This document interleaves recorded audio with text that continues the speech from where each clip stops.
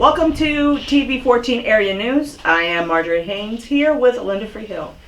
Hi, we are going to talk today about happenings in Streator, the nation, and the world.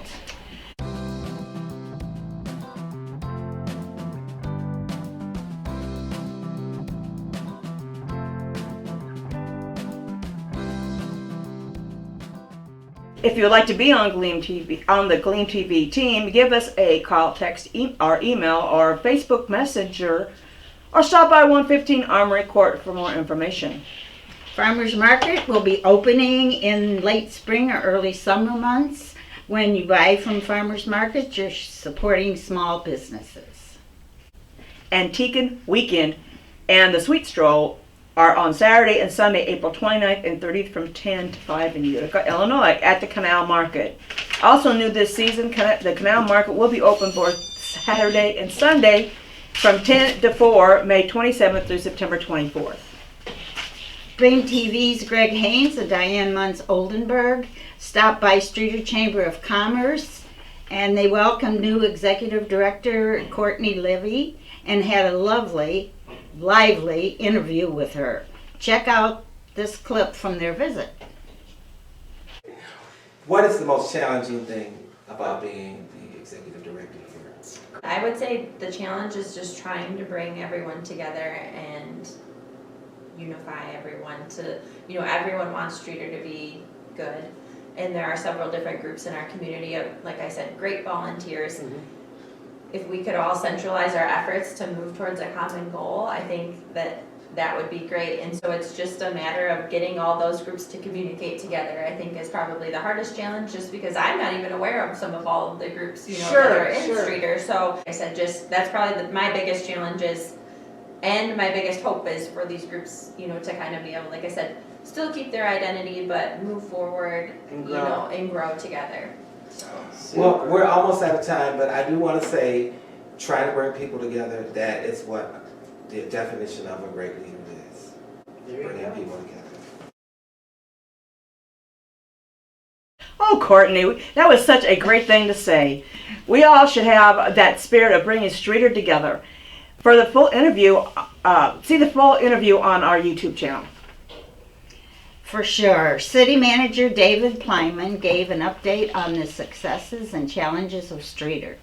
So much is going extremely well for Streator. However, Owens Glass cut over 150 of its 300 workers, while Plyman says the city continues to reach out to Owens officials. Meanwhile, Flinks was bought out and there is uncertainty about the Streator facility.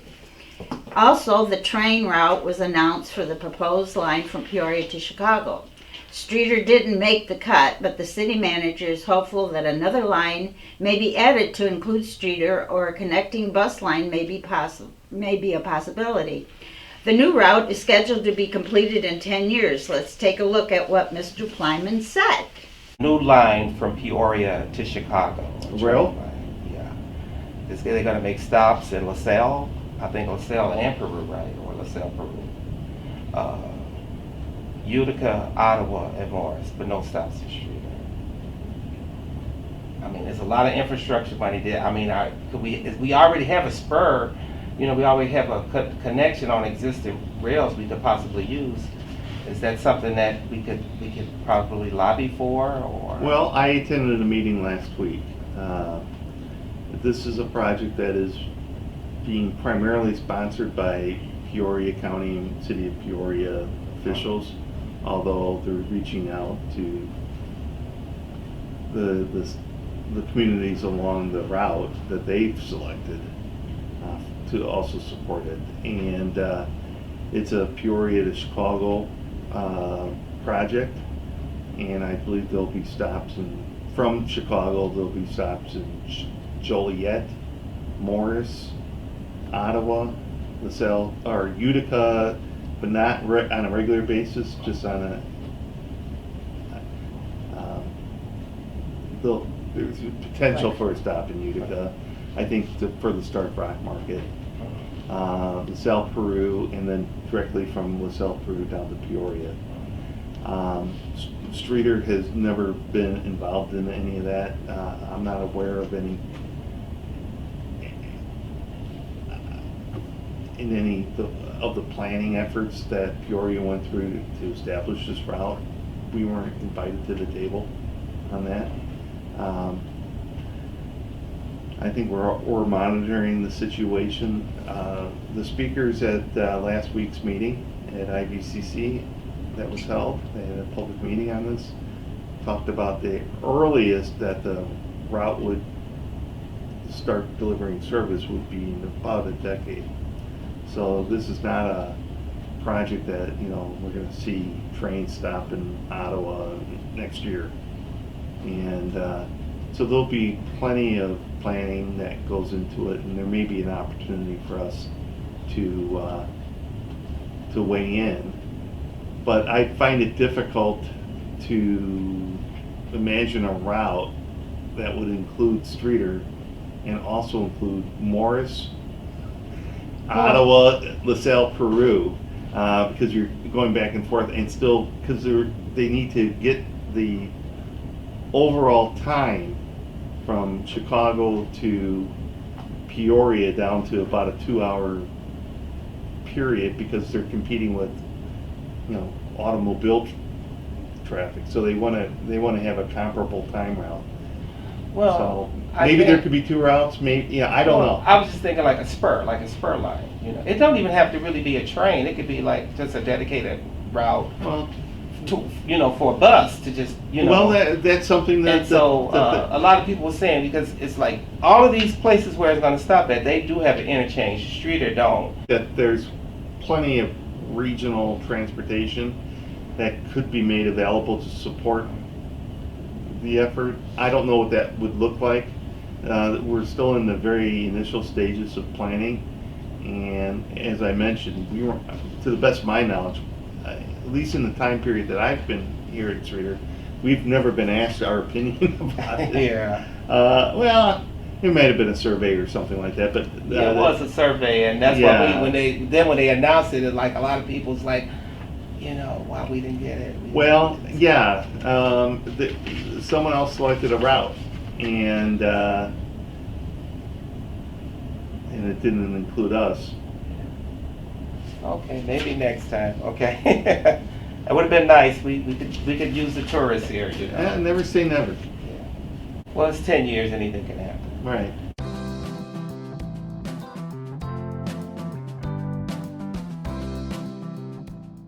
We are hopeful because tourists are what Streator needs. You can catch a full interview with the Streator City Manager on our YouTube channel. We had a phone conversation with Randy Dominic about the changes of the 4th of July events. Dominic, the chairman of the now Streator Fest, said that the fireworks and carnival will take place on August 3rd through August 6th. There will be a 4th of July parade downtown on the first week of July, and local bands and cookouts in the park during the first week of July as well. Specific dates and time will be forthcoming. We hope to interview Randy as soon as all details are worked out. So stay tuned for that. Gleam TV's host Greg Haynes of Vision for Streator met with the new owner of Pro Wrestling Extreme, as the wrestling venue is now under new management. Since taking over, Jay Silver has managed to completely turn around the venue and has packed the North Point Arena with eager fans. Here are some of what Jay Silver said. So, do you think that you're going to turn this around? Oh, it's been turning around. It's been turning around for the last 6 months.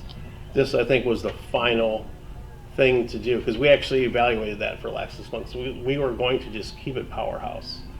The crowd is coming now. So we're getting, on Thursdays, we're getting 2-3 times the amount of people that Powerhouse Wrestling was getting at their main shows. And we're doing that on a Thursday, hour and 15-minute show, getting 3 to 4 times the amount of people they were before. Our main shows are getting 200-300 people, so that's really well for independent wrestling. So our fans love it, our wrestlers love it. With the new roster, the new storylines and all that stuff, that's all going well. But on a business aspect, still the only roadblock we were seeing is just other local businesses wanting to do business with Powerhouse Wrestling.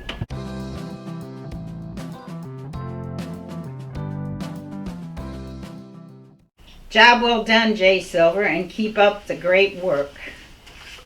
There are many new businesses opening up, so if you want Gleam TV to do an interview and or tour of your place of business, contact us for more information. By the way, Gleam TV does interviews and tours for established businesses too. A new season of No Face Meals kicked off last week. The vegetarian and vegan cooking show is hosted by Marjorie Haynes. The first show of 2023 season shows how to make a wash seitan meat alternative. Seitan meat. We just launched my YouTube channel and new episodes will begin to upload next month. In the meantime, continue to watch episodes on our Gleam TV YouTube channel. And I have watched and it's good, so people watch. Before we go to national and international news, we will chat with Streator Chief of Police John Franklin. Welcome to TV 14 Area News, and I am so glad to meet you. Nice to meet you too, man. We have, you've already met Linda, and yes, we're glad you're in Marjorie, I have. Streator. Yes. Thanks for giving our viewing audience a tour of the remodeled police station. Oh, that was my pleasure. Now we need to clear up this death at the Eagles Lounge because we're still getting contacted about the incident. And so we need to clear up exactly what happened and put the conspiracies and rumors to rest. There's no conspiracy. A man showed up there, a friend of the owner, who had apparently had a bit to drink, and the owner decided to allow him to sleep it off there. And during the course of the night, the gentleman had a cardiac incident. Period. Okay. So I guess what I have a question of, because we all have barbecues, we all have parties, and we all, we serve alcohol here. Yeah. What happens if something like that happens in a private person's home? What is the responsibility, I guess, of the party? The responsibility of the private party is to make sure that person is safe and has received appropriate medical care. Okay. Personally, I would have had that man taken to a hospital for detox if I felt he was inebriated and couldn't function on his own. That's what I would have done. But they had a friendship, and he decided the man let him just sleep. Because I don't Sleep it think off. people understand that as someone who is offering alcohol like at a private party, you're responsible for the people who are drinking there and to like cut them off before they get that way. For my understanding, that subject appeared at the bar already in that condition. I don't believe he was overserved there. Okay. He apparently had been drinking somewhere else. If someone did come to your house, you had a party, and someone drank too much, you probably allow them to crash on the sofa or give them a Right. spare bedroom overnight. Right. Most of us would do that. It'd be the responsible thing to do rather than send them out in the street and put them in a cab or an Uber or God forbid, let them drive home. Right. So, I mean, I understand the owner and this gentleman, the deceased, God rest his soul, had a friendship relationship, and he felt he was doing the right thing. And unfortunately, during the course of the night, the subject had a cardiac event, which, can happen to anybody. It's his time to go. It's unfortunate, but there is no criminal behavior there. Okay. So there is no like criminal law that was broken. No. Okay. There wasn't any. No, there Yeah, were there- laws broken. We there's- would have had Right, that's what I'm appropriate trying charges to filed. get people to No. understand that you don't need, especially if you're having a private party, don't overserve someone. Make sure that person gets home responsibly. Well, you even know. if you have a private party, you can't always supervise everyone who's there That's and true. their content of the content they're imbibing in themselves. But once you could become aware that they are under the weather and cannot make rational decisions for themselves, it's your duty to ensure that they get home safely, or if need be, if they're completely passed out, get prompt medical attention, or leave them on the sofa, leave them in the bathroom, or whatever amount, leave them in the bedroom, and make sure that they're comfortable and monitored. Did the city of Streator issue new rules to renew liquor license as a result of this incident? I believe they have issued some rules, some rule changes. Yeah. I believe it's called, Bassett training. Everyone has to be Bassett trained now Okay. who serves alcohol in the Yeah. city of Streator. Yeah, okay. That's a good thing. Yes, it's a very good thing. Was there recently another questionable death in Streator on Bloomington Street? Can you give us an update on that? A death on Bloomington? Yeah, it was a bicycle involved. It was a hit and run. Oh, well, no, it wasn't a hit and run. It It was was an not a an hit. accident. Oh, A okay. pedestrian walked into the path of a car and was struck and killed. Oh, And okay. it was the state police were called out to reconstruct the accident scene, and a citation was issued to the driver, and it was handled Oh, okay. as those. Okay, well, there's rumors going around it was a hit and run. No, And no, they never found the person. no. They The never- driver never attempted to flee. Yeah. He never left the scene. That's Yeah. not true. Yeah. See how the See rumor how mill rumors is? get around? But the name was never mentioned Um, because they were looking for next of kin, but that was weeks and weeks ago. Yeah, well, the gentleman's wife was contacted, and she came in and claimed his body from the morgue. Yeah. It was an accident. It was a traffic accident. Yeah. I mean, it's unfortunate anytime that happens, but Bloomington is very busy at that time of day, Yeah. and it's just unfortunate when a pedestrian meets an auto. Right. It doesn't turn out too well for the pedestrian. No, no. Hold on. So the whole bicycle deal was just No, there's no bicycle. Yeah, He was a okay. pedestrian. Yeah. Once we turn over that kind of investigation, that's considered a major accident. Once we turn over to state police, they usually give a statement, and we don't control that. Right. And sometimes the state police has never given a statement, even on our police shooting we had 6 or 7 weeks ago. And we had to turn that over to them. But that was a completely justifiable shooting over there at the old Sherman School Park. Yeah. Those things happen, Yeah. Unfortunately. Yes, I mean, even though we're a small city, Yeah. we're still a city, and we still have some big city issues that pop up here in a small Yeah. town on a small Yeah. scale, but they still pop up. We had the gentleman with the shooting. He called 911, gave a complete description of himself, man with a knife, sat there on the bench and waited for an officer to show up, and then lunged at the officer with a knife. Those things happen. They definitely happen out in the big city. We read about them in other papers all the time. Yeah, right. But we've got we don't see with the same amount, but we have a large amount of people here who are in need of mental treatment, mental Right. illness treatment. Right. And sadly, facilities are lacking for that. And when you combine meth and fentanyl and God knows whatever else they're putting in their system on top of mental illness, Yeah. and a lot of mentally ill people self-medicate with those kinds of drugs, and they Right. really don't help the situation at all. No. And then we have to come in and try to make sense of this or clean it up, in 20 minutes or less.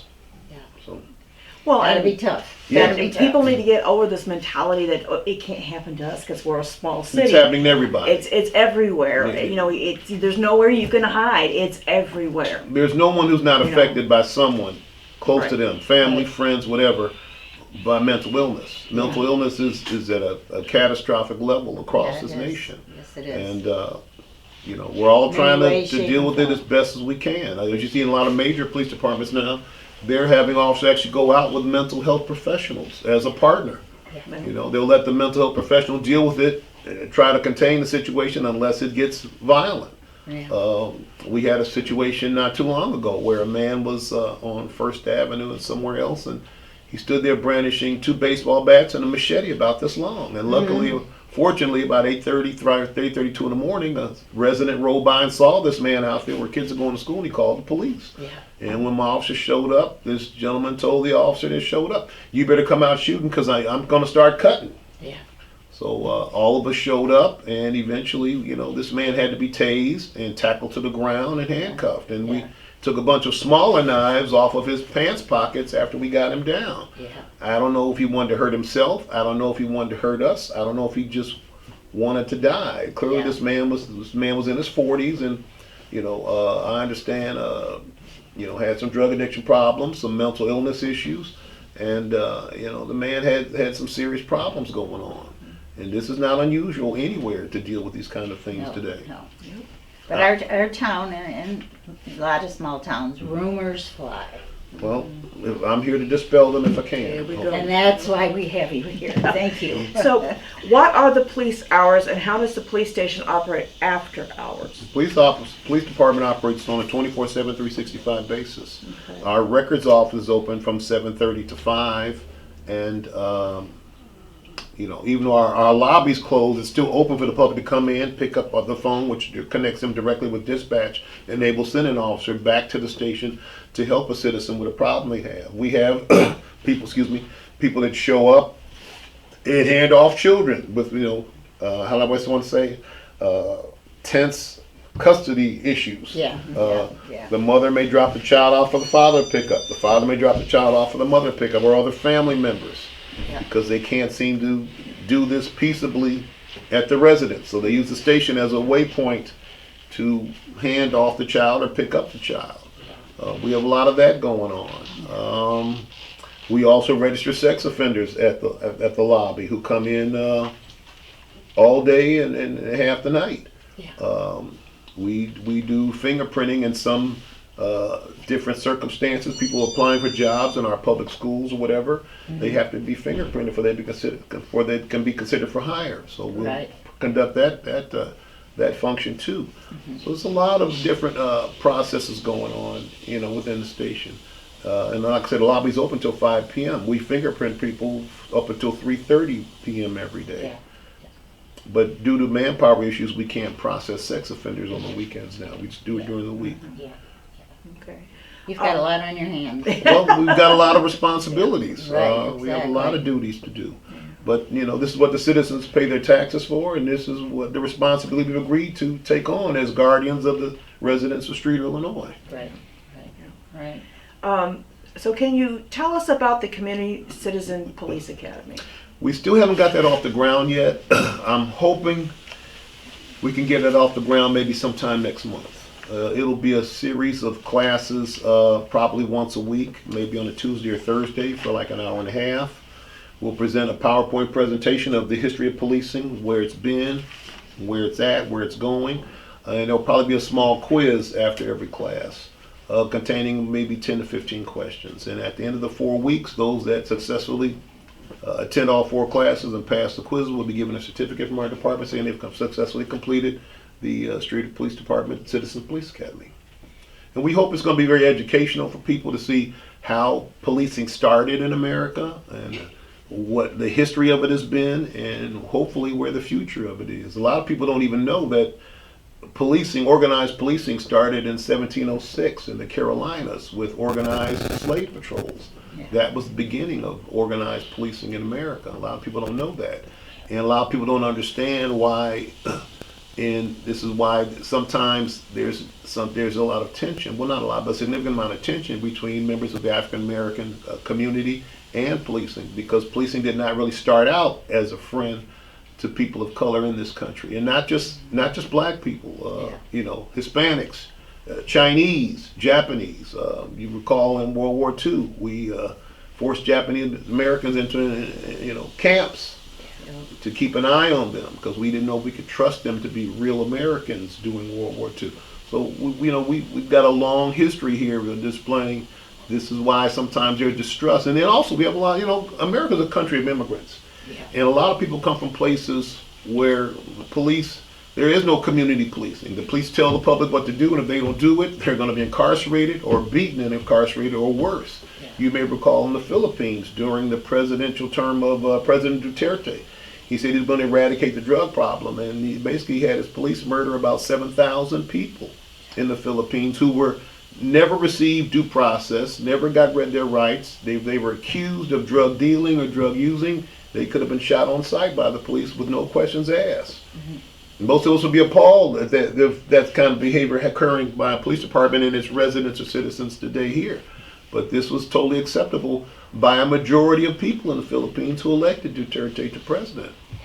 So a lot of people coming to this country as immigrants are bringing a lot of baggage with them, trauma with them from how the police treated them in their countries of origin. So you got to deal with that too. A lot of distrust from these immigrants. Well, we're almost out of time. Would you like to add anything else to what we've talked about? I think Streator's a great city. I like to see what's happening here. It's great to see some new businesses popping up. And I'm on the street at least an hour and a half every day, touring the streets with my officers, responding to calls. So it's not unusual for people to see me out here responding to calls. Right. Due to manpower issues, sometimes it just has to be done. We have to go out there. That incident where we had to tase that man with the baseball bats and the machete. Yeah. And he also had another long knife concealed down his pants, halfway down his leg. I responded to that. My deputy chief, Robert Wood, responded. Sometimes we have to come out here and throw in a pitching hand because people need police service, and we don't have the numbers. We're going to go make the numbers to go out there and get it done. This is not a sit in your office kind of job. We have to pitch in where we fit in every day out here, and I knew that coming in, and I don't have a problem with that. I like being out in the street. I like rolling on the calls with my officers. That way I have a feel for I like to monitor how they respond to calls, how they respond to the residents, what their demeanor is, how the demeanor is with the residents with them, what their demeanor is with the police officers with the citizens. Right. So if a call comes in and someone tells me, well, I didn't think this officer was very professional, I thought he was rude, I can say, I've been with that officer on a number of calls. I've never heard him rude. Now, I'm not going to tell you every officer's an angel, because that's not true. Yeah. But getting out there in the field with them, you get a feel for who does what, how they do it, and their level of professionalism. And I would tell you that the vast majority of officers here handle their business with a very high degree of professionalism. I get a lot of calls praising my officers too. People tell me, I was glad this officer showed up. He was very informative, this and that. But we still got some work to do here. We're going to have cameras rolling out, hopefully sometime by the middle or end of May. We're just waiting for training for Motorola. We have the equipment here, waiting for training for Motorola to get it up and rolling. Cameras are mandatory in the state of Illinois with every police agency by 2025. So we want to get ahead of that. And also, cameras are good because cameras don't lie. Either it happened or it didn't happen. And I can tell you from past experience being a chief in a city that had cameras, the vast majority, matter of fact, every time a citizen called up and complained to me that an officer had been rude or unprofessional, once we went to the body cam images, I'd have to call those citizens back. I said, ma'am, the only person that was out there cursing and being rude is you. Yeah. No, that's not true. So, ma'am, you're welcome to come in and call and make an appointment with my administrative assistant. I'll be glad to show you the images on my laptop, on my desktop in my office. We can watch them together. Yeah. And not one citizen ever wanted to come in and see those videos once I made that available to them. Right. Again, I'm not going to tell you every officer is going to be pleasant. Yeah. Officers have bad days just like anybody else. Sometimes, some of these guys work 18-hour shifts. Lack of sleep can make you a little irritable. You might say something you didn't mean to say, or you might have a little bit more attitude than you would have on a call. Nobody's perfect out here, and we'll deal with that, and we have dealt with that. But I would say by and large, these officers do a very good job under some very stressful conditions, where our manpower is not quite where it's at. Our diversity is nowhere near where it should be. We still have no women on this department, which we're trying to correct. If we can find qualified female applicants, we definitely want to hire some. We love to hire some people who are bilingual, and almost 10% of the population here is Hispanic. Right. And yet we have no one that speaks Spanish on the department. We've got some work to do. We're making our inroads, trying to make sure everybody gets the message down. By the way, anybody here in your viewing audience, if you think you can make a difference, we'd love you to come in and take our eligibility test, and let you go through the steps of a physical agility test, a polygraph, psychological, background investigation, and see if you can muster up and be the change you want to see happen out here in Streator. I think you're doing a great job. Well, thank you. I think I'm a work in progress, like everything else. You and your officers. We've got a lot of work to do, but we're managing it, and we're going to get better. And we're going to do better, and we're going to be better. Yes. Well, we have nothing but respect for you. Well, thank you. I appreciate that, and we have nothing but respect for the residents here. It's an honor and privilege to serve the people of Streator, Illinois. Thank you. Okay, thank you for stopping by. Yes, Thank you it for was having me. nice to see you again. Thank you much. In national news, more gun violence has taken the lives of more school children. So sad. And teachers and administrators this month. Gun violence as the USA continues to be a problem in 2023. The task of getting weapons out of the hands of criminals and mentally unstable individuals continues to be a challenge for elected officials. However, doing nothing is not the answer. No, it is not. The number of adults prioritizing classic American values like patriotism, religious faith, and having children appears to be shrinking.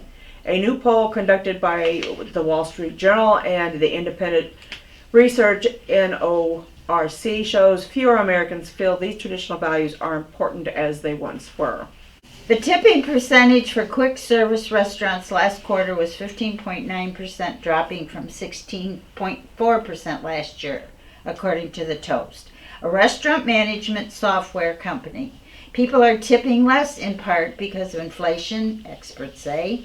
They are also overwhelmed with the number of places that give them the option to tip with a card or an iPad, leading people to be less generous. Let's switch to international news. According to an article in the New Scientist, a projection of how the global population will change is far below United Nations estimates, and numbers could drop even faster if we invest more in reducing poverty and inequality. According to the Associated Press, Ukraine's president invited the powerful Chinese president to visit the war-torn nation, saying they haven't been in contact since the war began, and he is ready to see him. Hope a diplomatic solution can be found soon to this Ukraine-Russian war. Yeah, sad. That's all the time we have for TV 14 area news. To get more information about national and international news, check out our Facebook group, Facts Matters TV. Bye. Bye now. See you next time.